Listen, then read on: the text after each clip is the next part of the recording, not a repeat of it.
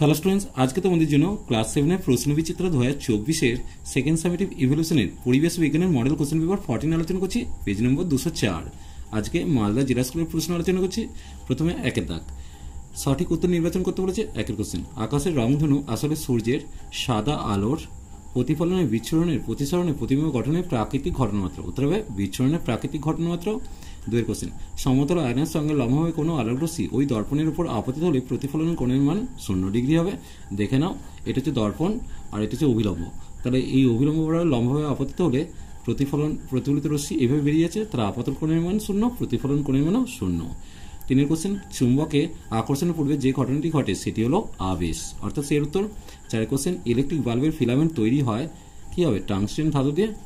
পাঁচের কোশ্চেন, নিচের কোনটি পরিবেশ বান্ধব শক্তি নয়? সৌরশক্তি, মাটির নিচে তাপ শক্তি, জৈব শক্তি, জীবাশ্ম তেল থেকে পাওয়া শক্তি। উত্তর হবে জীবাশ্ম তেল থেকে পাওয়া শক্তি। কাণ্ডে যে জায়গা থেকে শাখা পাতা বেরোয় সেই জায়গাটি হলো পর্ব, অর্থাৎ এর উত্তরটা সঠিক। এরপর দেখো দুয়ের দাগের কোশ্চেন, কিভাবে বুঝবে চুম্বকের দিকদর্শী ধর্ম আছে? একটি চুম্বককে সুতায় অবাধে ঝুলতে দিলে, সুতায় বেঁধে অবাধে ঝুলতে দিলে সেটি উত্তর দক্ষিণ মুখ করে থাকে। এর থেকেই বুঝবো চুম্বকের দিকদর্শী ধর্ম আছে।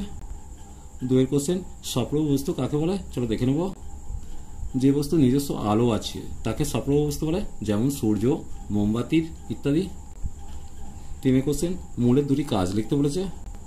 দেখো, মাটি থেকে জল ও খনিজ লবণ শোষণ করে মূল। আর 2 নম্বর, মূল গাছকে মাটির সঙ্গে আঁকড়ে ধরে রাখে। চারের কোশ্চেন, সৌরশক্তির দুটি গুরুত্বপূর্ণ ব্যবহার লিখতে বলেছে। 1 নম্বর হচ্ছে সৌর কুকার, আর একটা হচ্ছে সোলার বাইক, সোলার কুকার বা সৌর cooker, solar bike, solar cycle ইত্যাদি।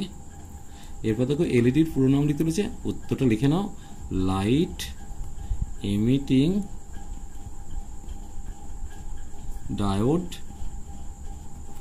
এরপর দেখো 3 দাগের কোশ্চেন দিয়েছে, বলছে অ্যাম্বুলেন্স শব্দে কোন কোন অক্ষরে পার্শ্ব পরিবর্তন ঘটবে না? দেখো, এক্ষেত্রে পার্শ্ব পরিবর্তন ঘটবে না এর, এম এর, ইউ এর, আবার এ। দেখো, এইগুলোর কোনো পার্শ্ব পরিবর্তন ঘটবে না। এখানে এ, এম, ইউ, এ, বাকিগুলোর পার্শ্ব পরিবর্তন ঘটবে। এরপর দেখো 4 দাগে, একটি বর্তনীর ছবি আঁকো যাতে 2টি বাল্ব, 4টি সেল দিয়ে তৈরি ব্যাটারি, প্রয়োজন মতো তার ও একটি সুইচ অফ অবস্থায় থাকবে। দেখো, এটা একটা বর্তনীর চিত্র, এই দুটো হচ্ছে বাল্ব, তাহলে এখানে বাল্ব বলে লিখে দিলাম।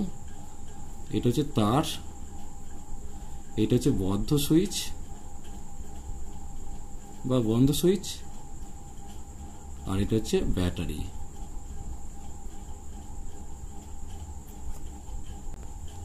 এরপর দেখো, পুকুরের বা নদীর মাছ কিভাবে নিজের দেহে জলের পরিমাণ স্বাভাবিক রাখে? এটা তুমি বইয়ের 226 পাতা পেয়ে যাচ্ছ। দেখে নাও, 1 নম্বর পয়েন্ট হচ্ছে লঘুমূত্র ত্যাগ করে, ফলে অতিরিক্ত জল বেরিয়ে যায়। আর 2 নম্বর হচ্ছে ফুলকার মাধ্যমে জল থেকে আয়ন শোষণ করে। এরপর দেখো, তড়িৎচুম্বকের শক্তি কি কি উপায়ে বাড়ানো যায়? 1 নম্বর হচ্ছে তারের পাক সংখ্যা বাড়াতে হবে। 2 নম্বর হচ্ছে তড়িতের পরিমাণ বাড়াতে হবে। দেখো, জীবাশ্ম জ্বালানি ব্যবহার কমানো দরকার কেন? দেখো, 1 নম্বর হচ্ছে পরিবেশ দূষণ কমানোর উদ্দেশ্যে, আর 2 নম্বর হচ্ছে জীবাশ্ম জ্বালানি সংরক্ষণের উদ্দেশ্যে জীবাশ্ম জ্বালানির ব্যবহার কমাতে হবে। চলো আজ এই পর্যন্তই। নেক্সট ভিডিও নিয়ে খুব তাড়াতাড়ি হাজির হবো। ভিডিওটি ভালো লাগলে লাইক, শেয়ার, কমেন্ট করো, পারলে চ্যানেলটিকে সাবস্ক্রাইব করে নিও। চলো টাটা, বাই বাই।